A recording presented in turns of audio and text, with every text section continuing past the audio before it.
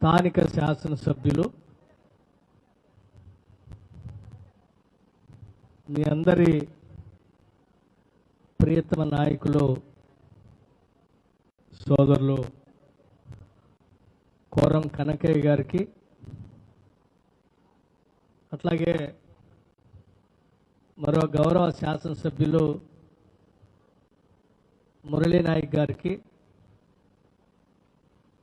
మరో గౌరవ శాసనసభ్యులు వైరా శాసనసభ నియోజకవర్గం రామదాస్ నాయక్ గారికి,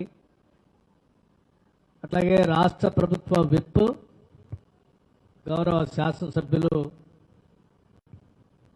డాక్టర్ రామచంద్ర నాయక్ గారికి, మా ఎన్పీడీసీఎల్ సిఎండి వరుణ్ రెడ్డి గారికి, ఖమ్మం జిల్లా కాంగ్రెస్ కమిటీ అధ్యక్షులు దుర్గా ప్రసాద్ గారికి, పిఎస్సి చైర్మన్ మధుకర్ రెడ్డి గారికి, ఇంకా ఇతర ప్రజాప్రతినిధులకి, జిల్లా అధికారుల అందరికీ, కార్యక్రమానికి ఇక్కడికి విచ్చేసినటువంటి సోదర సోదరీమణులందరికీ, పాత్రికేయ మిత్రులకి, అనుబంధ సంఘాల అధ్యక్షులు, కార్యదర్శులు, పార్టీ వివిధ రాజకీయ పార్టీల నాయకులు అందరికి కూడా ముందుగా నా హృదయపూర్వకమైనటువంటి నమస్కారాలు తెలియజేస్తా ఉన్నాను. ఇది ఇల్లందు నియోజకవర్గం అయినప్పటికీ ఈ నియోజకవర్గానికి పనికొచ్చేటువంటి ఈ లక్ష్మీ నరసింహాపురం బయ్యారం ఈ 33/11 kV సబ్ స్టేషన్ సంబంధించి స్థలం మాత్రం మహబూబాబాద్ నియోజకవర్గంలో ఉన్నటువంటి మురళీ నాయక్ గారి స్థలం. సరే, వారి స్థలాన్ని పెద్ద మనసుతో ఇచ్చారు. రాష్ట్ర ప్రభుత్వం స్థానిక శాసనసభ్యులు కోర కనకయ్య గారి అభ్యర్థన మేరకు ఈ సబ్స్టేషన్ ఇక్కడ శాంక్షన్ చేయటం జరిగింది. ఇది ఒకటే కాదు,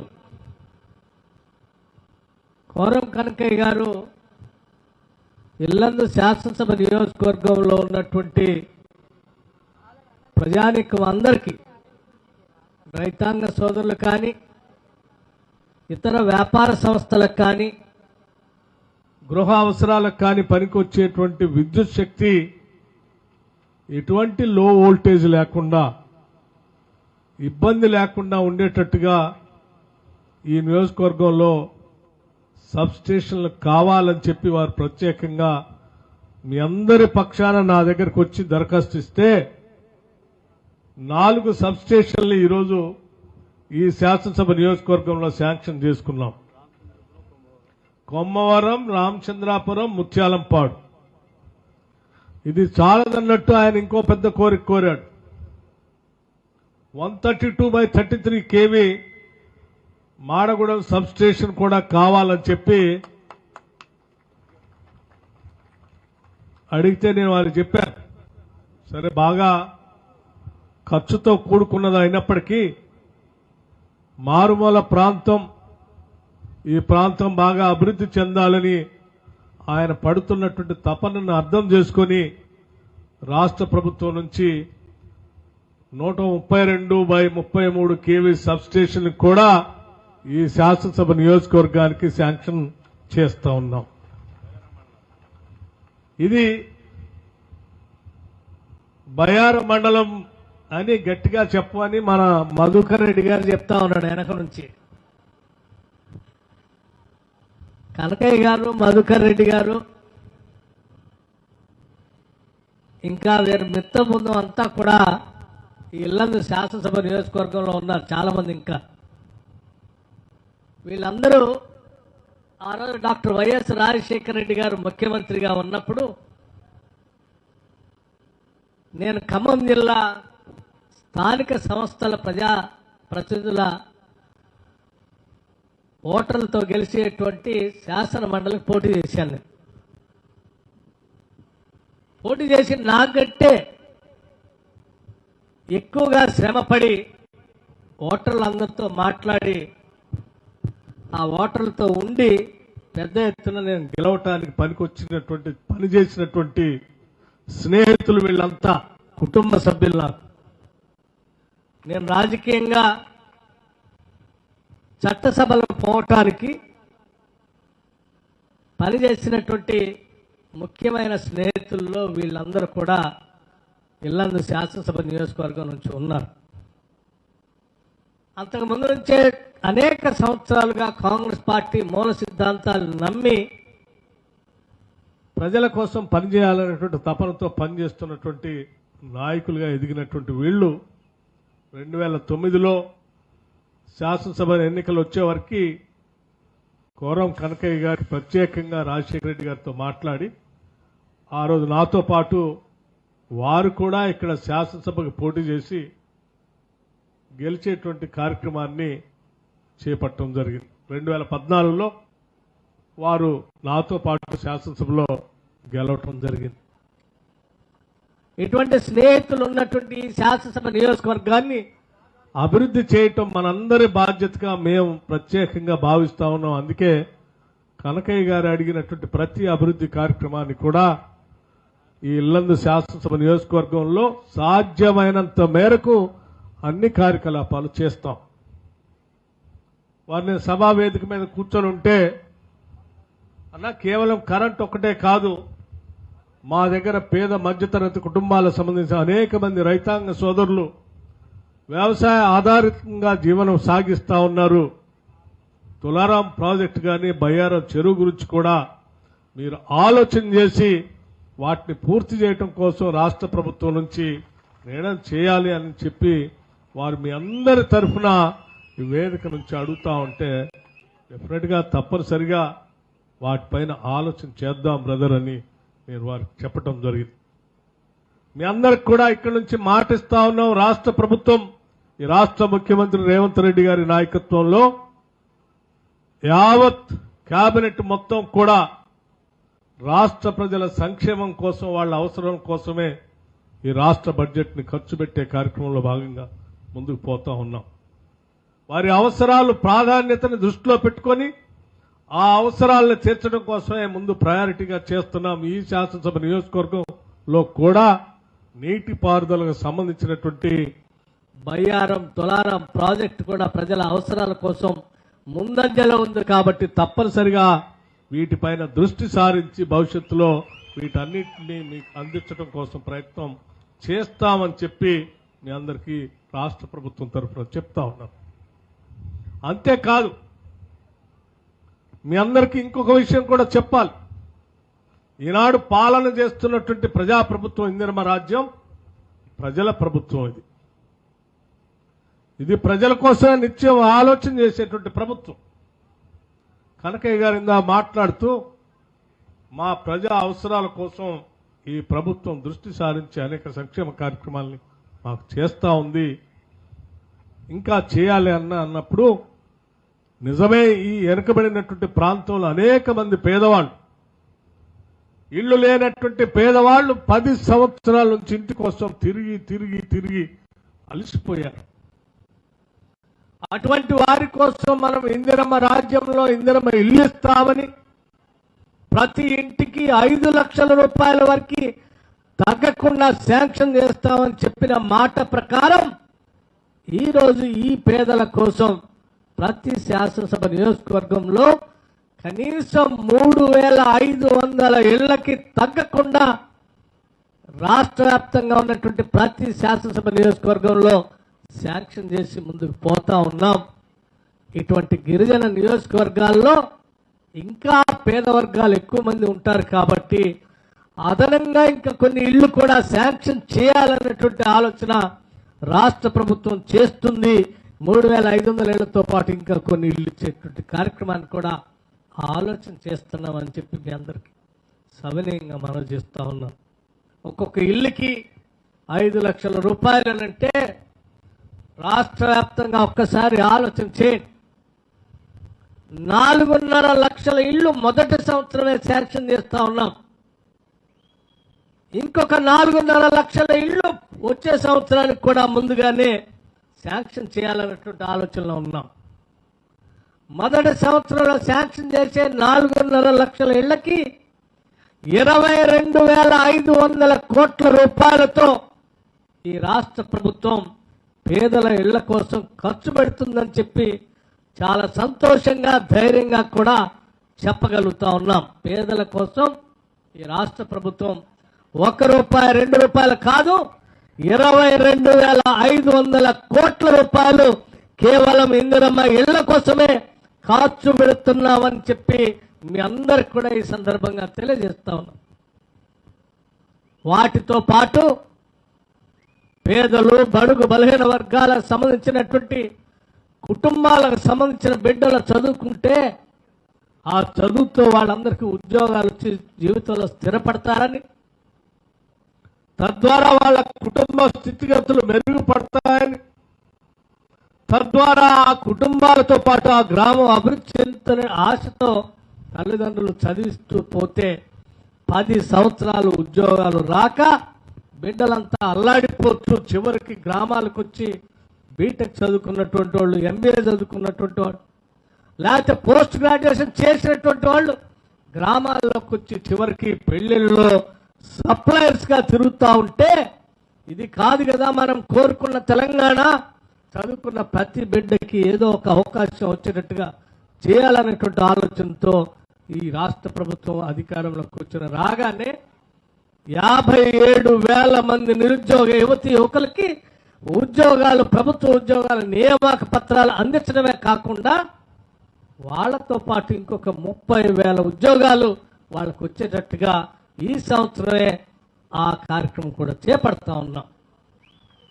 ప్రభుత్వ ఉద్యోగాలు రానటువంటి వాళ్ళు, పొందలేనటువంటి వాళ్ళు కూడా ఇంకా కూలీల పోయో లేకపోతే సప్లయర్స్గా ఉండనో లేకపోతే అక్కడ ఇక్కడ హోటల్స్లో పనిచేసేటట్టు కాకుండా లేకపోతే 100 రోజులు పనికి పోయేటట్టుగా కాకుండా వాళ్ళ కాళ్ళ మీద వాళ్ళు నిలబడే విధంగా, వాళ్ళ కాళ్ళ మీద వాళ్ళు నిలబడటం కోసం స్వయం కృషితో సెల్ఫ్ ఎంప్లాయ్మెంట్ అనేటువంటి ఒక స్కీమ్ తీసుకొని వచ్చి ఈరోజు రాజీవ్ యువ వికాసం పేరుతో దాదాపు 9,000 కోట్ల రూపాయలతో నిరుద్యోగ యువకుల కోసం స్వయంగా వాళ్ళ కాళ్ళ మీద వాళ్ళు నిలబడటం కోసం శాంక్షన్ చేసే కార్యక్రమాన్ని ఈరోజు రాష్ట్ర వ్యాప్తంగా చేశాం. అందులో భాగంగా ఇళ్లను శాసనసభ నియోజకవర్గానికి కూడా దాదాపు ఒక 4.5 నుంచి 5,000 మంది నిరుద్యోగ యువకులకి సెల్ఫ్ ఎంప్లాయ్మెంట్ కింద శాంక్షన్ చేసుకునేటువంటి అవకాశం ఉంది. ఆ అప్లై చేసుకున్నటువంటి వాళ్ళందరికీ రేపు జూన్ 2వ తారీఖు నాడు వాళ్ళందరికీ శాంక్షన్ లెటర్లు ఇచ్చి వారం రోజులు ట్రైనింగ్ కూడా ఇచ్చి డబ్బులు ఇచ్చి వాళ్ళతో వ్యాపారం చేపించేటువంటి కార్యక్రమానికి నాంది పలుకుతా ఉన్నాం. అందుకే ఇది ప్రజల ప్రభుత్వం, పేదల ప్రభుత్వం అని కూడా నేను చాలా స్పష్టంగా చెప్తా ఉన్నాను. దాంతోపాటు ఈ రాష్ట్రంలో ఉన్నటువంటి గిరిజన సోదరుల కుటుంబాల గురించి ఆలోచన చేసి అటు ఆదిలాబాద్ నుంచి మొదలు పెడితే ఇటు భద్రాచలం వరకు అవతల ఉన్నటువంటి కృష్ణానది పరివాహక ప్రాంతాల్లో ఉన్నటువంటి గిరిజన సోదరుల గురించి కూడా ఆలోచన చేసి ఆనాటి సోనియమ్మ నాయకత్వంలో కాంగ్రెస్ ప్రభుత్వం ఇచ్చినటువంటి ROFR పట్టాలకి సంబంధించినటువంటి భూములు సాగు చేసుకుంటూ ఉంటే ఫారెస్ట్ అధికారులు వచ్చి ఇబ్బంది పెడుతున్నటువంటి పరిస్థితులు కూడా గమనించాం. వాళ్ళు సాగు చేసుకోవడానికి కరెంట్ లైన్ వేసుకున్నారంటే అడవిలో వచ్చి లైన్ లేకుండా ఉన్నటువంటి పరిస్థితి, అటవీ శాఖ అనుమతులు ఇచ్చేటువంటి పరిస్థితి లేకుండా ఇబ్బంది పడుతున్నటువంటి పరిస్థితిని కూడా గమనించాం. అడవుల్లో సాగు చేసుకున్నటువంటి ఆ పేద కుటుంబాలు గత ప్రభుత్వం వాళ్ళు ఆడవాళ్లను కూడా చూడకుండా చెట్టు కట్టేసి చేసినటువంటి దృష్టాంతాల్ని గమనించి ఈరోజు పేదల ప్రభుత్వంగా, ప్రజా ప్రభుత్వంగా ఆలోచన చేసి ఇందిరా సవర గిరిజల వికాసం అనేటువంటి ఒక కార్యక్రమాన్ని తీసుకొని దాదాపు 12,500 కోట్ల రూపాయలతో ఈ పథకాన్ని రేపు పొద్దున 18వ తారీఖు నాడు నాగర్ కర్నూలు జిల్లాలో అచ్చంపేట శాసనసభ నియోజకవర్గంలో రాష్ట్ర ముఖ్యమంత్రి రేవంత్ రెడ్డి గారి చేత లాంఛనంగా ప్రారంభోత్సవం చేస్తా ఉన్నాం. ఆ కార్యక్రమంతో చివరికి ఇల్లందు శాసనసభ నియోజకవర్గంలో కూడా ఉన్నటువంటి పేద గిరిజన కుటుంబాలకు సంబంధించిన భూములు వ్యవసాయం చేసుకోవటానికి ఉచితంగా బోర్వెల్స్ వేయటమే కాకుండా దానికి సోలార్ పంపును కూడా పెట్టి డ్రిప్ ఇరిగేషన్ స్ప్రింక్లర్స్ కూడా ఇచ్చి వాటితో పాటు హార్టికల్చర్ శాఖతో మాట్లాడి కావలసిన మొక్కలు కూడా వాళ్ళకి ఇప్పించి వాళ్ళతో వ్యవసాయం చేపించే కార్యక్రమంతో పాటు ఇంటర్నల్గా క్రాప్ కూడా వేసుకొని ప్రతి 6 నెలలకు ఒకసారి వారికి ఆదాయం వచ్చేటట్టుగా ఇంకా లోతుగా అధ్యయనం చేసే అవసరం అయితే ప్రతి 3 నెలలకి వాళ్ళకి ఆదాయం వచ్చేటట్టుగా 2-3 రకాలైనటువంటి క్రాప్ ప్యాటర్న్తో ఈరోజు రాష్ట్ర వ్యాప్తంగా ఉన్నటువంటి మొదటి 3.5 లక్షల ఎకరాలకి ఈ కార్యక్రమాన్ని చేపట్టే కార్యక్రమం తీసుకొని ముందుకు పోతా ఉన్నాం. ఇది 12,500 కోట్ల రూపాయలు పెద్ద ఎత్తున భవిష్యత్ భారతదేశ చరిత్రలో ఎక్కడ కూడా ఈ ట్రైబల్ భూములకి ఇట్లా వ్యవసాయం చేసుకోవడానికి కావలసిన విధంగా చేసినటువంటి చరిత్ర ఇంతవరకు ఎక్కడా లేదు. మొట్టమొదటిసారి తెలంగాణ రాష్ట్రంలో 12,500 కోట్ల రూపాయలతో ఇందిరా సౌర గిరి జల వికాసం అనేటువంటి కార్యక్రమాన్ని తీసుకొని ముందుకు పోతా ఉన్నాం. ఇది పెద్ద ఎత్తున జరుగుతున్నటువంటి కార్యక్రమం. అలాగే కస్తూర్బా కావలసినటువంటి అవును పోడు భూముల సమస్యలపై కస్తూర్ నగర్ లో విజిట్ చేశాం గతంలో. ఆ భూములకు సంబంధించి కూడా ఈరోజు ఎటువంటి సమస్య లేకుండా వ్యవసాయం చేసుకోవడానికి కావాల్సిన ఏర్పాట్లు చేస్తాం. నేను ఈ విషయాలు ఎందుకు చెప్తా ఉన్నానంటే 9,000 కోట్ల రూపాయలు నిరుద్యోగ యువతీ యువకులకు ఉపయోగపడేది పేద మధ్యతరగతి కుటుంబాలకి. ఈ 12,500 కోట్ల రూపాయలతో తీసుకున్నటువంటి గిరి జల వికాసం కూడా పేద గిరిజన కుటుంబాలకి ఉపయోగపడతాయి. అట్లాగే 22,500 కోట్ల రూపాయలతో చేపట్టినటువంటి ఇందిరమ్మ ఇళ్లు కూడా పేద కుటుంబాలకి ఉపయోగపడతాయి. ఇవన్నీ కూడా పేదల కోసం ఉపయోగపడేటువంటి కార్యక్రమాల్ని గత ప్రభుత్వం గాలికి వదిలేస్తే ఈరోజు కొన్ని వేల కోట్ల రూపాయలతో మేము ఈరోజు ఈ కార్యక్రమాన్ని తీసుకొని ముందుకు పోతాం. దానితో పాటు మీ అందరికీ నేను స్పష్టంగా మరొక విషయం చెప్పదలుచుకున్నా. రాష్ట్ర వ్యాప్తంగా 200 యూనిట్ లోపల వరకు మీరు కరెంటు వాడుకుంటూ ఉంటుంటే ఉచితంగా కరెంటును ఇస్తామని చెప్పి పేదవాళ్లకు ఇబ్బంది లేకుండా ఉండేటట్టుగా ఈరోజు రాష్ట్ర వ్యాప్తంగా దాదాపు 85-90% ప్రతి గ్రామంలో పేదవాళ్లు 200 యూనిట్లు కరెంటు ఉచితంగా ఈరోజు వాడుకుంటున్నారు. వాళ్ల బిల్లంతా మీ అందరి తరఫున రాష్ట్ర ప్రభుత్వం కరెంటు శాఖకి డబ్బులు కడతా ఉన్నాం. అలాగే రాష్ట్ర వ్యాప్తంగా ఉన్నటువంటి రైతాంగ సోదరులు పంటలు పండించుకోవడానికి వేసుకున్నటువంటి బోర్వెల్స్ కి ఇచ్చే కరెంటు సంబంధించి కూడా ప్రతి సంవత్సరం 12,500 కోట్ల రూపాయల్ని రైతుల తరఫున బోర్వెల్స్ కోసం కరెంటు వాడుకున్నటువంటి సందర్భంలో రాష్ట్ర ప్రభుత్వం కరెంటు శాఖకి డబ్బులు కడతా ఉంది. రైతులు కరెంటు శాఖ కట్టేటువంటి డబ్బులతో పాటు 21,000 కోట్ల రూపాయల్ని రుణమాఫీ చేశాం. అట్లాగే రైతు భరోసా పేరు మీద సంవత్సరానికి 12,000 రూపాయలు ఎకరానికి ఇచ్చేటువంటి కార్యక్రమాన్ని చేపట్టాం. దానికి సంబంధించి ఈ సంవత్సరం దాదాపు 18,000 కోట్ల రూపాయలు ఖర్చు పెట్టబోతా ఉన్నాం. భూమి లేని నిరుపేద కుటుంబాలకి ప్రతి కుటుంబానికి సంవత్సరానికి 12,000 రూపాయలు వారికి ఇంటికి ఇచ్చేటువంటి కార్యక్రమాన్ని కూడా చేపట్టాం.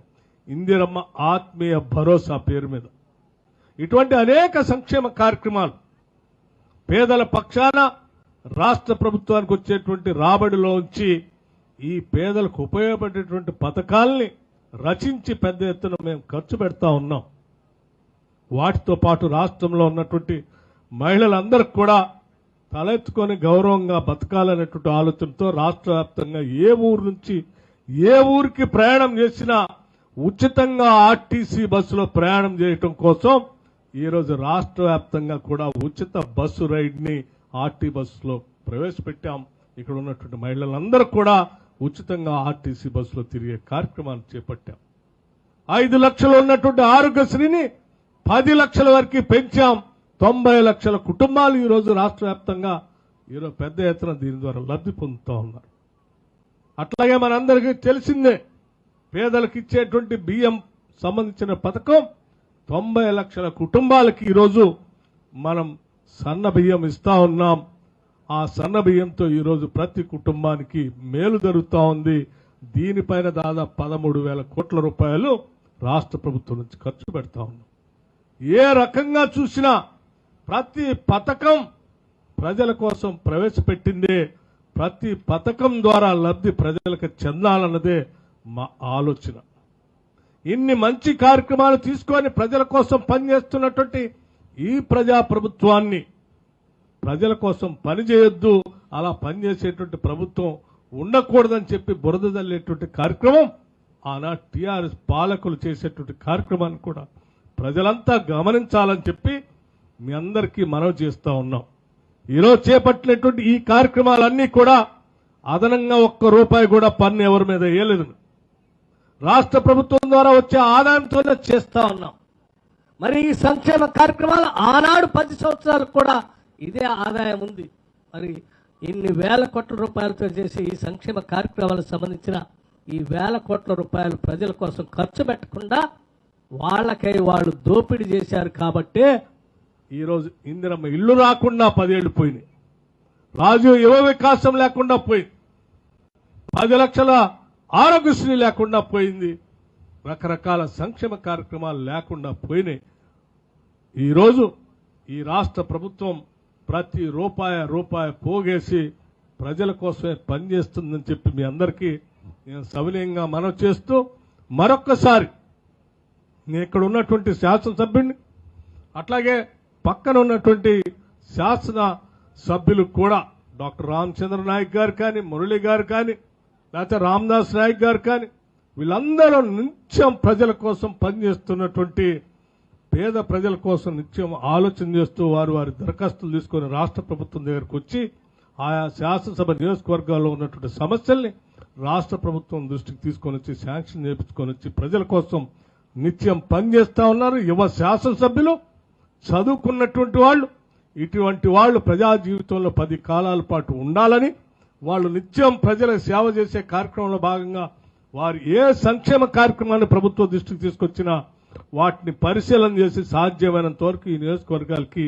అందిస్తామని చెప్పి రాష్ట్ర ప్రభుత్వం తరఫున మీ అందరికీ మాటిస్తూ సెలవు తీసుకుంటున్నాను. తిరిగి మళ్ళీ మీ అందరికి వస్తానని చెప్పి నమస్కారం.